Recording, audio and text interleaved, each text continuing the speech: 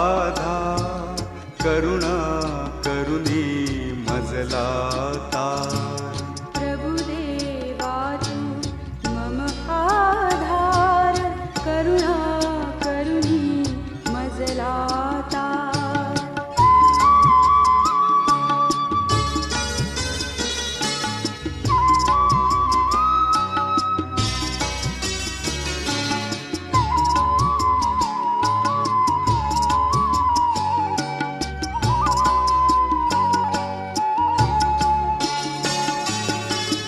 माझे बल हे देवा प्रभुदेवा तू ऐक पुकार तू माझे बल हे देवा प्रभुदेवा तू ऐक पुकार दुष्टाईचा करी विनाश तू माझा रे कर उद्धार दुष्टाईचा करी विनाश तू माझा रे कर उद्धार प्रभुदेवा तू मम आधार करुणा करुणी मजला तार. योहान शुभवर्तमानातून घेतलेले वाचन. दुसऱ्या दिवशी त्याने गलिलात जाण्याचा बेत केला. तेव्हा फिलिप त्याला भेटला. येशूने त्याला म्हटले, माझ्या मागे ये. फिलिप हा तर अंद्रिया व पेत्र यांचे नगर बेथसैदा इथला होता. फिलिपाला नथानेल सापडल्यावर तो त्याला म्हणाला, ज्याच्याविषयी मोशेने नियमशास्त्रात लिहिले व संदेष्ट्यांनी लिहिले तो म्हणजे योसेफाचा मुलगा येशू नासरेतकर आम्हाला सापडला आहे. नथानेल त्याला म्हणाला, नासरेतातून काहीतरी उत्तम निघू शकते काय? फिलिप त्याला म्हणाला, येऊन पहा. नथानेलाला आपणाकडे येताना पाहून येशू त्याच्याविषयी म्हणाला, पहा, हा खराखुरा इस्रायली आहे, याच्या ठायी कपट नाही. नथानेल त्याला म्हणाला, आपणाला माझी ओळख कोठली? येशूने त्याला उत्तर दिले, फिलिपाने तुला बोलवण्यापूर्वी तू अंजिराच्या झाडाखाली होतास तेव्हाच मी तुला पाहिले. नथानेल त्याला म्हणाला, गुरुजी, आपण देवाचे पुत्र आहात, आपण इस्रायलचे राजे आहात. येशू त्याला म्हणाला, मी तुला अंजिराच्या झाडाखाली पाहिले असे तुला सांगितले म्हणून तू विश्वास धरतोस काय? ह्यापेक्षा मोठ्या गोष्टी पाहाशील. प्रभूचे हे शुभ वर्तमान.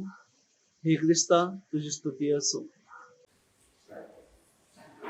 शालोम, पीस, शांती.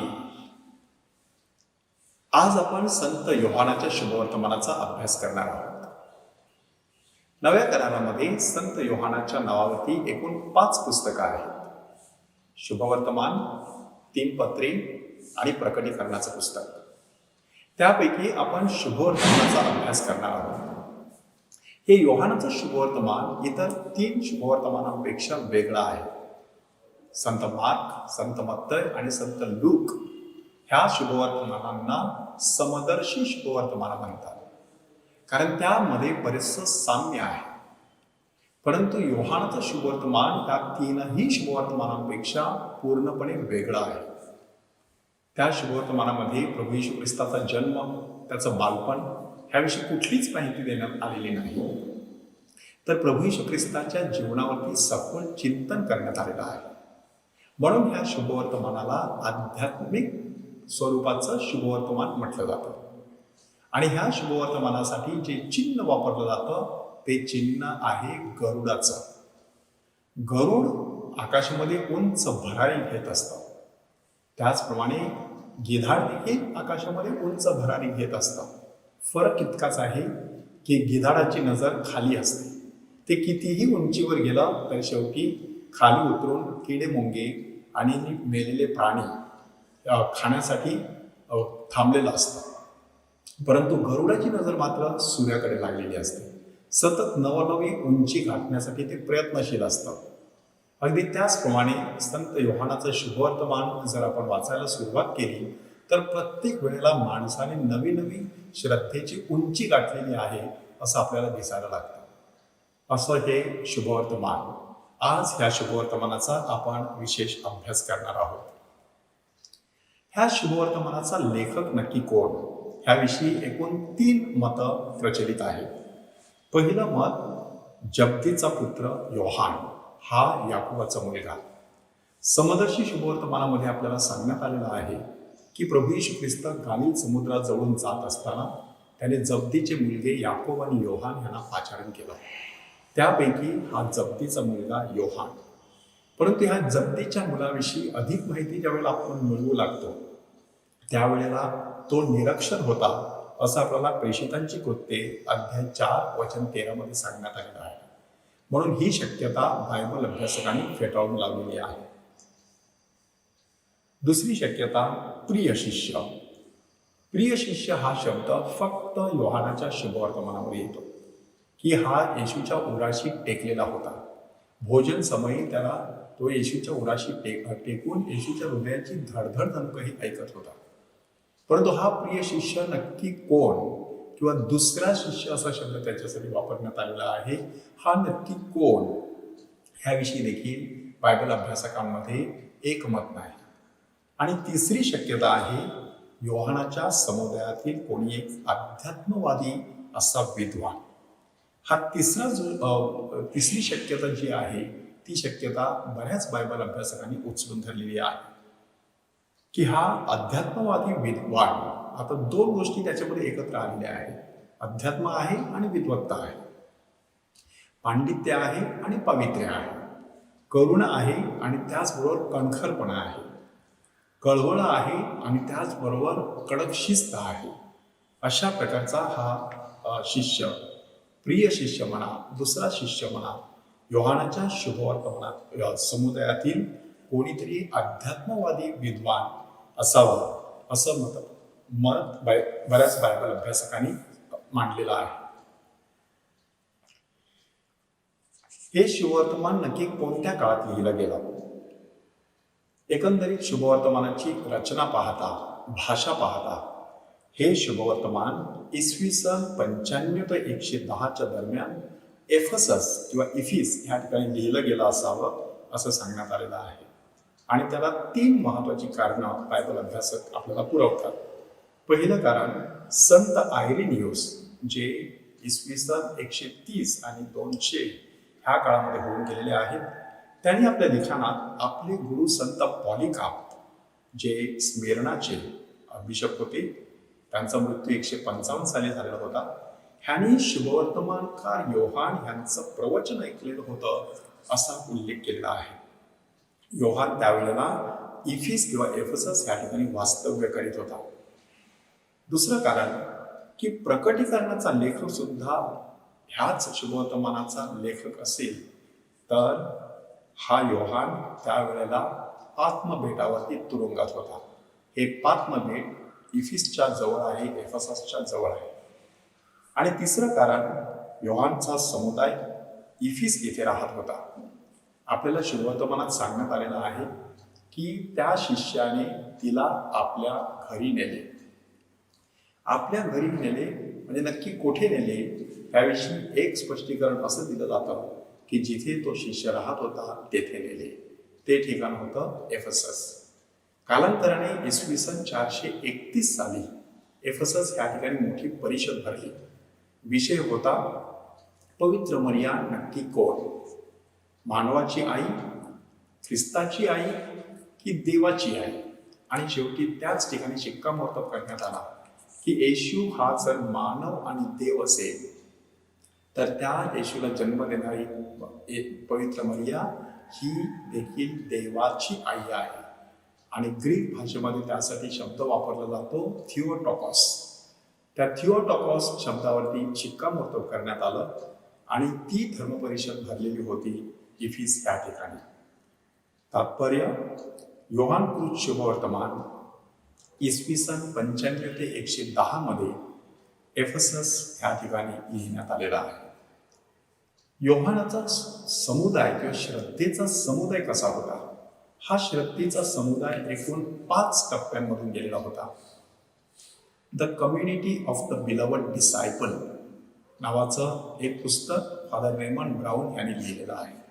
आणि त्या पुस्तकात ते सांगतात की ह्या 5 टप्प्यामधून जाणारा जो समुद्र होता त्याच्यातील त्यांचा पहिला टप्पा आहे पॅलेस्टाईन जवळ राहणारे योहान बाप्तिस्ताचे शिष्य.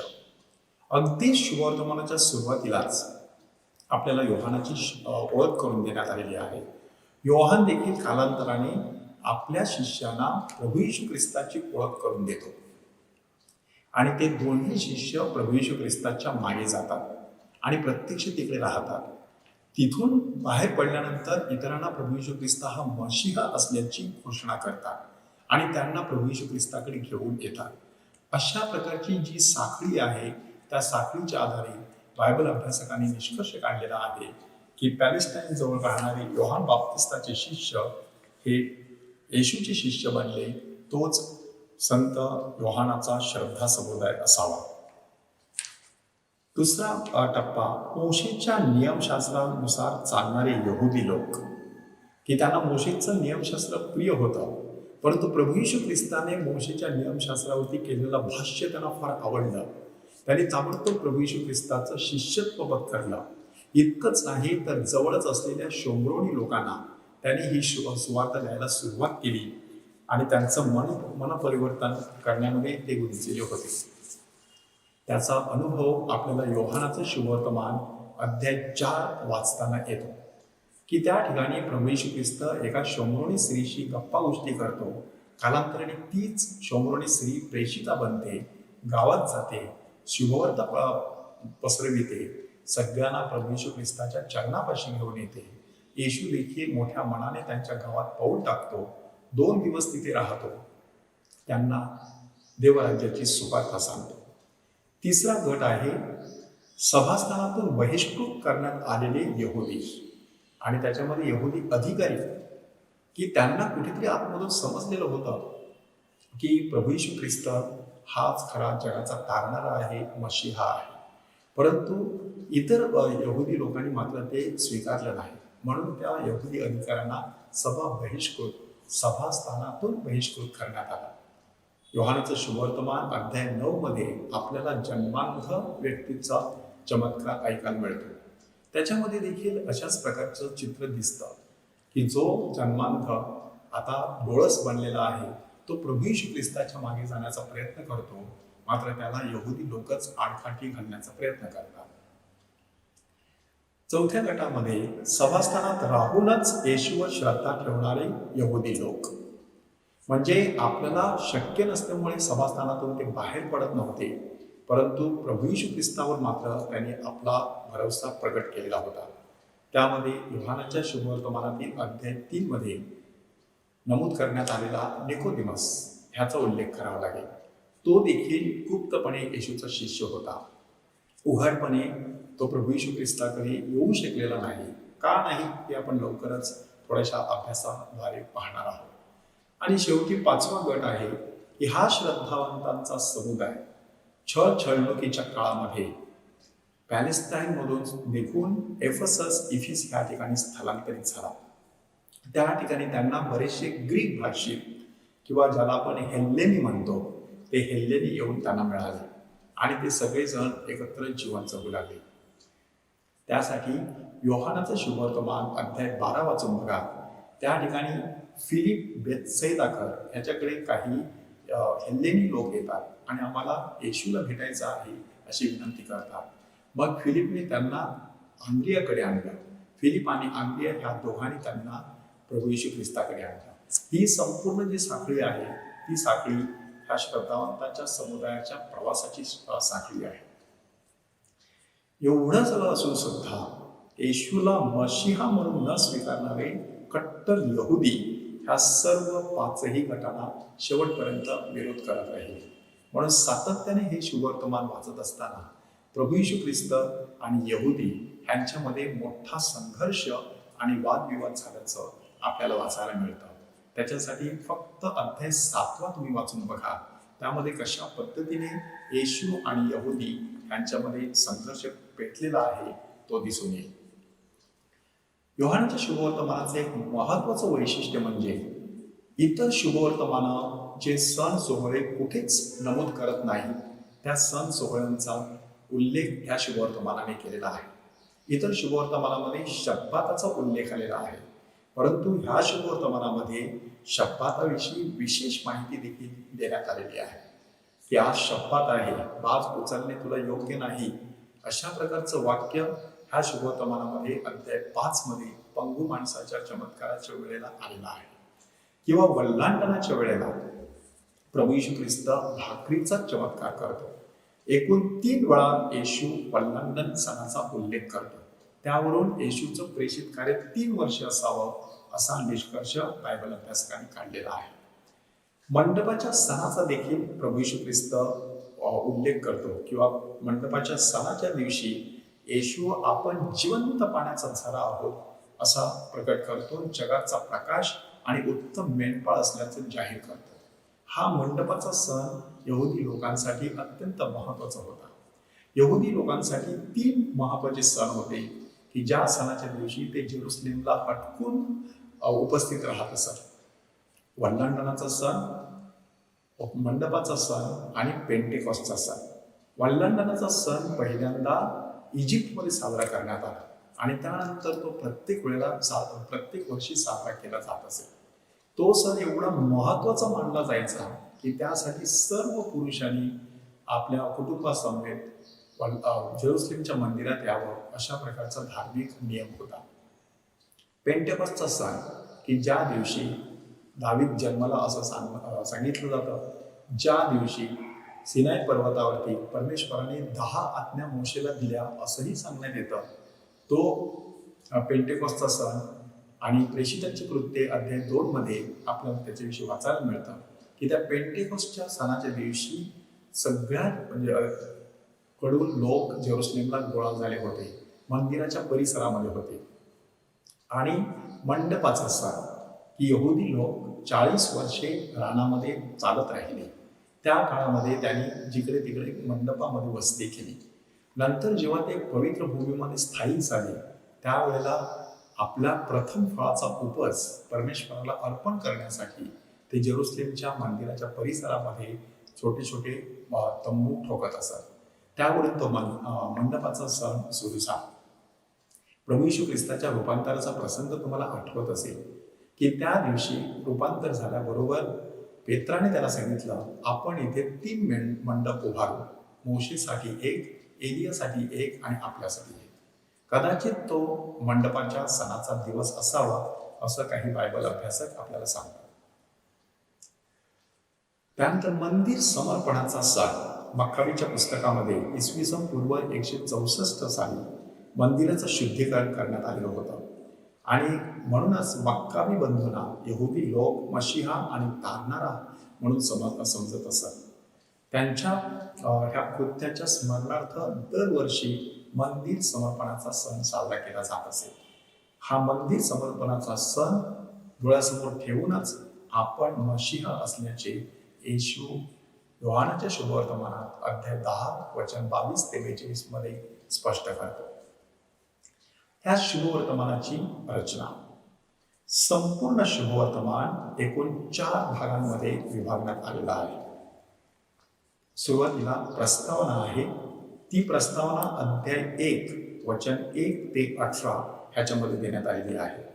ही प्रस्तावना इतर सगळ्या प्रस्तावनांपेक्षा, इतर सगळ्या पुस्तकांच्या प्रस्तावनांपेक्षा वेगळी आहे. इतर सगळ्या पुस्तकांमध्ये प्रभू येशू ख्रिस्ताचा ह्या पृथ्वी तलावरती आगमन कसं झालं किंवा त्याच्या प्रेषितकारांना सुरुवात कशी झाली ह्याविषयी सांगण्यात आलेलं आहे. संत मत्तय आणि संत लूक येशूच्या जन्माविषयीच्या कथा आपल्याला सांगतात, तर संत मार्क येशूने कशा प्रकारे बाप्तिस्म घेऊन आपल्या कार्याला सुरुवात केली त्याविषयी सांगतात. परंतु योहानाचं शुभवर्तमान मात्र येशूसाठी एक महत्वाचा शब्द वापरतो. तो ग्रीक शब्द आहे लॉगॉस. लॉगॉस म्हणजे शब्द. जरी आपण शब्द असं त्याचा भाषांतर करत असलो तरी एखाद्या गोष्टीमागचं कारण, एखाद्या गोष्टीमागचा हेतू जो असतो त्याच्यासाठी लोगोस शब्द वापरला जातो. म्हणजे जीवनामधील प्रत्येक गोष्टीचं कारण परमेश्वर असावा, ह्या जगाच्या निर्मितीच्या मागे देखील परमेश्वर आहे, हे सत्य त्या शब्दामध्ये व्यक्त करण्यात आलेलं आहे. म्हणून शुभवर्तमानाची सुरुवात कशी होते बघा. प्रारंभी शब्द होता, शब्द देवासह होता आणि शब्द देव होता. त्याच्याद्वारेच सर्व काही निर्माण केलं गेलं. त्याच्याद्वारे निर्माण झालं नाही असं काहीच नाही. त्याच्या काही प्रकाश होता, त्याच्या काही जीवन होतं. अशा प्रकारची शब्द आपल्याला त्या ठिकाणी वाचायला मिळते. म्हणून प्रभू येशू ख्रिस्ताची ओळख देवाचा शाश्वत शब्द, देवाचा चिरंतन प्रकाश, देवाचा एकुलता एक पुत्र, देवाच्या उराशी बसलेला किंवा टेकलेला, अशा शब्दामध्ये करण्यात आलेली आहे. प्रभू येशू ख्रिस्ताची ओळख करून देत असताना लेखक मोशेकडे वळतो आणि योहान बाप्तिस्ताकडे वळतो की मोशेच्या द्वारे नियमशास्त्र आपल्याला देण्यात आलं, परंतु कृपा आणि सत्य ही प्रभू येशू ख्रिस्ताद्वारे आपल्याला देण्यात आलेली आहे, असं शुभवर्तमानकार आपल्याला सांगतो. दुसरीकडे योहान बाप्तिस्ताची ओळख करून देत असताना 2 महत्वाचे शब्द त्याने वापरलेले आहेत. देवाने पाठवलेला माणूस. पाठवणं हा जो शब्द आहे अपोस्टोलॉस, त्याचा अर्थ प्रेषित. म्हणजे जणू काही योहान बाप्तिस्ता हा साक्षात परमेश्वराने पाठवलेला प्रेषित होता, अग्रदूत होता. प्रभू येशू ख्रिस्ताच्या आगमनाची पूर्वतयारी करण्यासाठी तो आलेला होता. आणि दुसरा शब्द वापरण्यात आलेला आहे, त्या प्रकाशाविषयी साक्ष देण्यासाठी आलेला होता. योहान बाप्तिस्तासाठी एकूण 3 वेगवेगळी प्रतीकं वापरली जातात. एक प्रतीक आहे अरण्यात ओरडणाऱ्याची वाणी. योहान जर वाणी असेल तर परमेश्वर प्रभू येशू ख्रिस्त शब्द आहे. दुसरं प्रतीक आहे लखलखणारा तळपणारा दिवा. तो जर दिवा असेल तर प्रभू येशू ख्रिस्त साक्षात प्रकाश आहे. आणि तिसरं प्रतीक आहे वराचा मित्र. वराला पाहून वराच्या मित्राला आनंद होतो. आणि लूकच्या शुभवर्तमानामध्ये मरियेच्या अभिवादनाची वाणी अलिशिबेच्या कानी पडताच तिच्या उदरातील बाळकाने आनंदाने उडी मारली, असं आपल्याला सांगण्यात आलेलं आहे. वराच्या आगमनाने वराच्या मित्राला आनंद होतो. तो आनंद त्या ठिकाणी व्यक्त करण्यात आलेला आहे आणि हे प्रतीक योहानासाठी वापरण्यात आलेली आहे. प्रस्तावनेमध्ये प्रभू येशू ख्रिस्त आणि योहान बाप्तिस्ता यांची अशा प्रकारे आपल्याला ओळख करून देण्यात आलेली आहे. त्यानंतर सुरू होतं चिन्हांचं पुस्तक. अध्याय 1 वचन 19 पासून अध्याय 12 वचन 50 पर्यंत. चिन्हांचं पुस्तक अशासाठी इतर शुभवर्तमानकार अद्भुते आणि चमत्कार अशा प्रकारचे शब्द वापरतात, परंतु योहान त्यासाठी चिन्ह हा शब्द वापरतो. येशूने गालिलातील काना येथे आपलं हे पहिलं चिन्ह करून आपलं गौरव सामर्थ्य प्रकट केलं, असं त्या ठिकाणी सांगण्यात आलेलं आहे. त्याने चिन्ह हा शब्द वापरलेला आहे. चिन्ह हा शब्द कशासाठी? ग्रीक भाषेमधील सेमेइया असा जो शब्द आहे, त्या शब्दाचा अर्थ नुसतं दृश्य चिन्ह नाही, तर त्याच्या पलीकडे असलेलं जे सत्य आहे त्याच्याकडे बोट दाखवण्यात आलेलं आहे.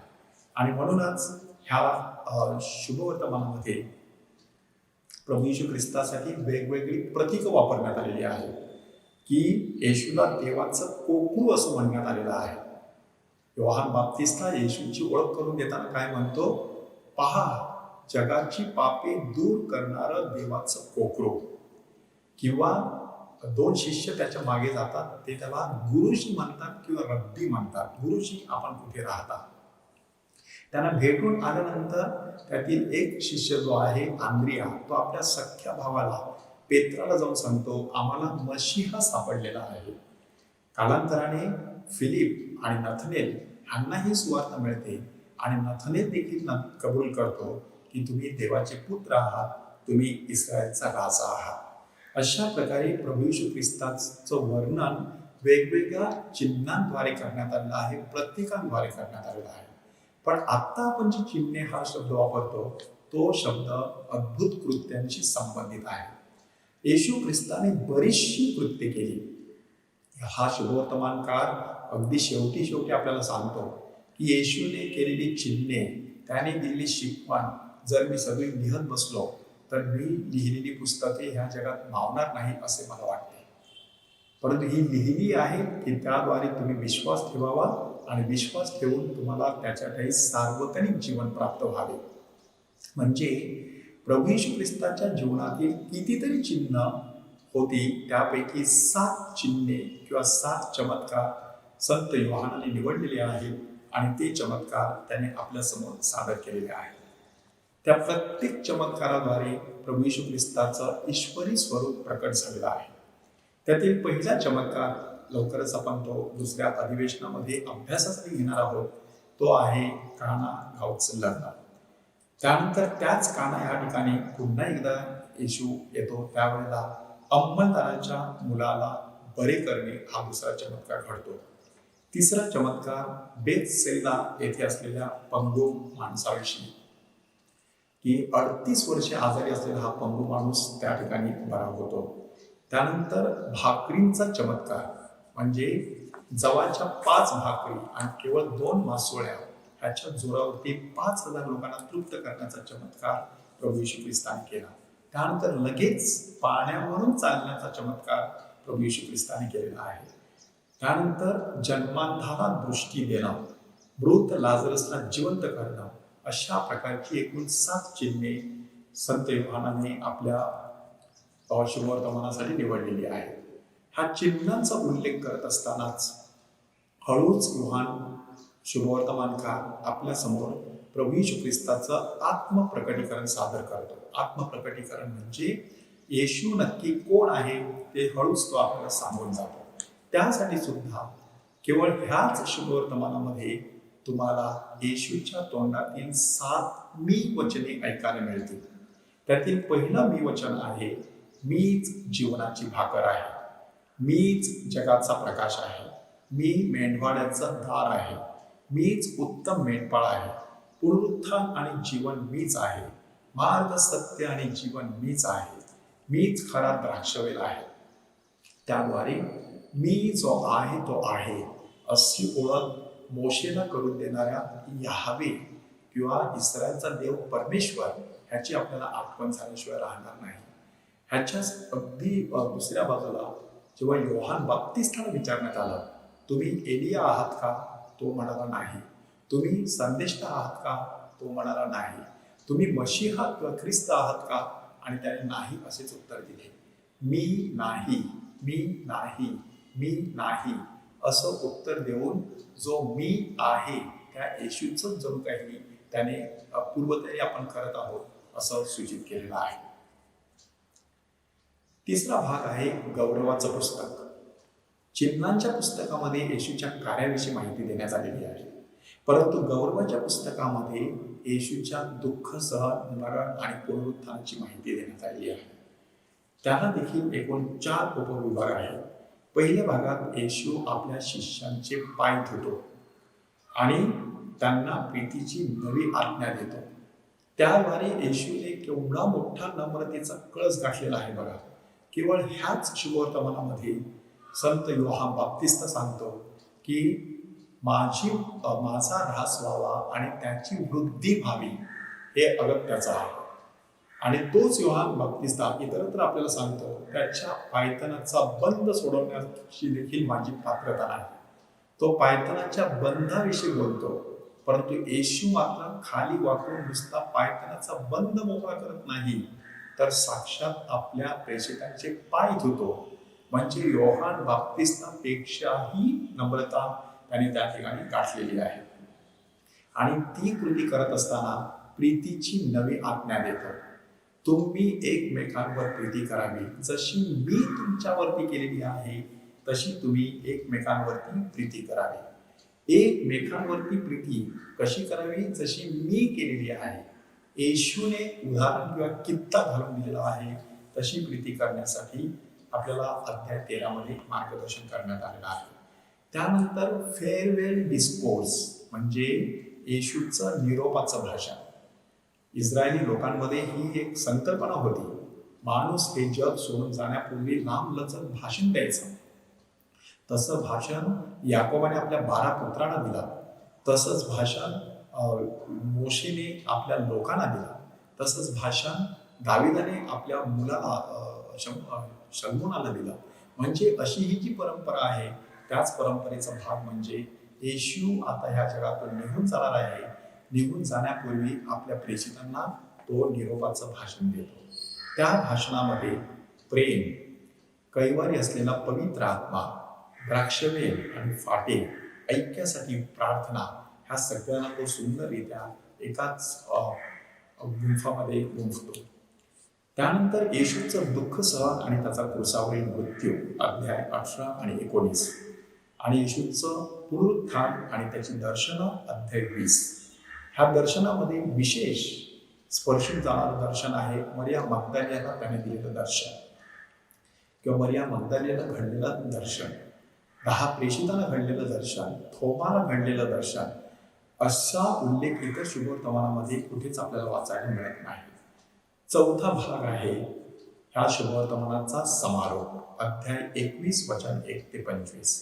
पुन्हा एकदा अगदी आगळ्या वेगळ्या पद्धतीने संत योहान आपल्या शुभवर्तमानाचा समारोप करतो.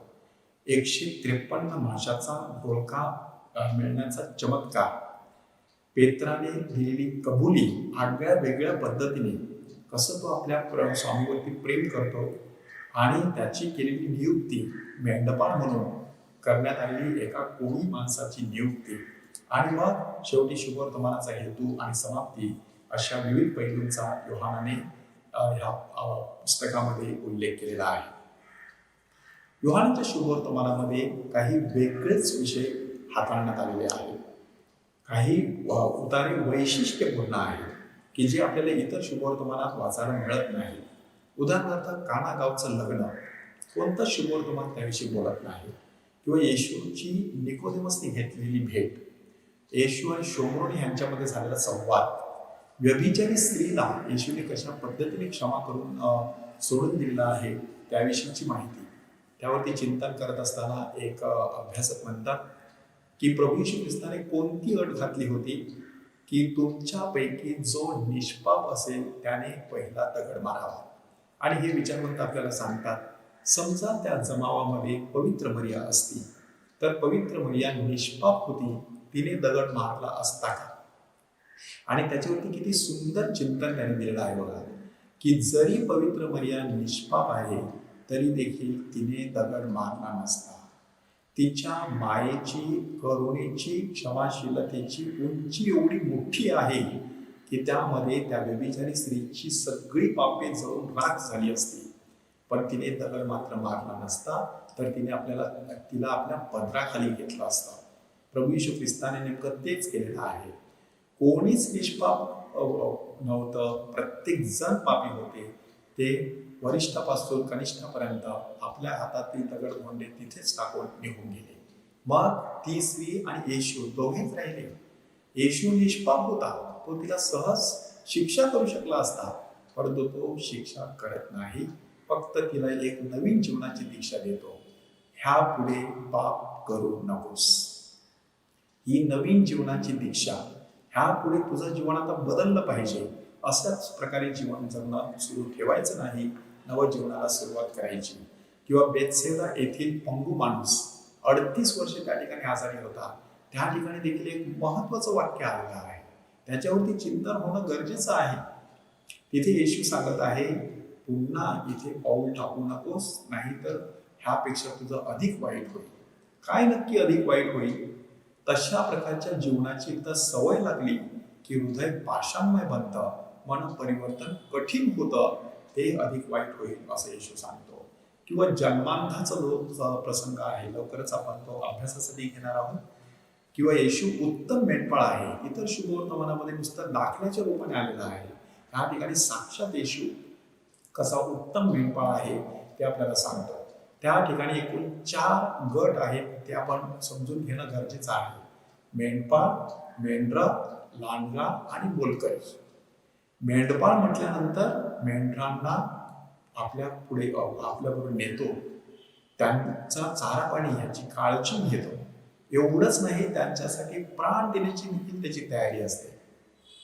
तर मोलकरी लांडगा आलेला पाहून घाबरून पळून जातो. लांडगा केवळ झडप घालण्यासाठी आणि स्वतःची तुंबडी भरण्यासाठी असतो आणि कोकरं किंवा मेंढरं ही परक्यांच्या मागे जात नाही तर मेंढपाळाच्या मागे जात असतात. अशा प्रकारे उत्तम मेंढपाळाचा उदाहरण त्याने दिलेलं आहे. खरा द्राक्षवेल हे देखील केवळ ह्या शुभवर्तमानामध्ये आलेलं आहे. जीवनाची भाकर, लाजरसला मरणातून जिवंत करणं किंवा प्रिय शिष्य हा विषय फक्त ह्या शुभवर्तमानामध्ये आलेला आहे. शिष्यांचे पाय धुणे ही कृती फक्त ह्या शुभवर्तमानामध्ये आलेली आहे. प्रभू येशू ख्रिस्ताच्या क्रूसावरती असलेली पाटी, ती पाटी 3 भाषेमध्ये लिहिण्यात आलेली होती. हे फक्त ह्याच शुभवर्तमानाने सांगितलेलं आहे. ती रोमी, हिब्रू, इब्री, रोमी आणि हेल्लेनी अशा 3 भाषेमध्ये लिहिण्यात आलेली होती. त्याला कारण पण तसंच आहे. हिब्रू ही धर्माची भाषा होती, लॅटिन ही व्यवहाराची भाषा होती, त्या काळातील रोमी साम्राज्याची भाषा होती, तर ग्रीक ही त्या जगताची व्यवहाराची आणि व्यापाराची भाषा होती. सगळ्यांना जणू काही प्रभू येशू ख्रिस्ताचा जो गुन्हा आहे तो समजावा, परंतु त्या व्यतिरिक्त खरोखरच येशू यहुद्यांचा राजा आहे ही बातमी पसरावी म्हणून योहानाने मुद्दाम त्याचा उल्लेख केलेला आहे. ह्या शुभवर्तमानामध्ये येशूचे परमेश्वर पित्याशी असलेले नाते खूप ठळकपणे शब्दबद्ध करण्यात आलेलं आहे. तो पित्यापासून येतो, पित्याकडे परत जातो, पित्यावर विसंबून राहतो, चमत्कार करण्यापूर्वी पित्याकडे आभाराची प्रार्थना करतो. तो पित्याकडे जाणारा मार्ग आहे. तो आपले दुःख भोग ही पित्याची इच्छा आहे असे मानून स्वीकारतो. त्यामुळेच काना येथे माझी वेळ अजून आली नाही असे म्हणणारा येशू अखेरच्या भोजन प्रसंगी निरोपाचे भाषण करताना आत्ता आपली वेळ आलेली आहे असं समजतो आणि कोणती वेळ, पित्याकडे जाण्याची वेळ आलेली आहे असं शुभवर्तमानकारांनी नमूद केलेलं आहे. शेवटी येशूचे आपल्या शिष्यांबरोबर असलेले संबंध. इतर शुभवर्तमानामध्ये शिष्यांना येशूविषयी फारसं समजत नाही. तुमचा अंतःकरण कठीण झालेला आहे का? डोळे असून तुम्हाला दिसत नाही का? कान असून तुम्हाला ऐकू येत नाही का? तुम्हाला समजत नाही का? अशा प्रकारे येशू त्यांना खडसावताना दिसतो. परंतु ह्या शुभवर्तमानामध्ये मात्र त्यांचे संबंध अतिशय प्रेमाचे आणि जिव्हाळ्याचे असलेले दिसून येतात. उदाहरणार्थ 12 प्रेषितांव्यतिरिक्त जो समुदाय येशूच्या मागे येत होता त्याच्यामध्ये येशूचे काही शिष्य दडलेले होते. शोम्रोनी स्त्रीसारखी व्यक्ती, 5,000 भोजन दिल्यानंतर त्याला राजा करण्याच्या तयारीत असलेले लोक, व्यभिचारी स्त्रीला क्षमा केल्यानंतर तिच्या जीवनात झालेलं परिवर्तन, लाजरसच्या थांब्यासमोर त्याचं लग्न पाहून विवळणारे लोक, मेरी मॅग्दलेनला दर्शन दिल्यानंतर प्रेषितांची प्रेषिता बनणारी ही स्त्री.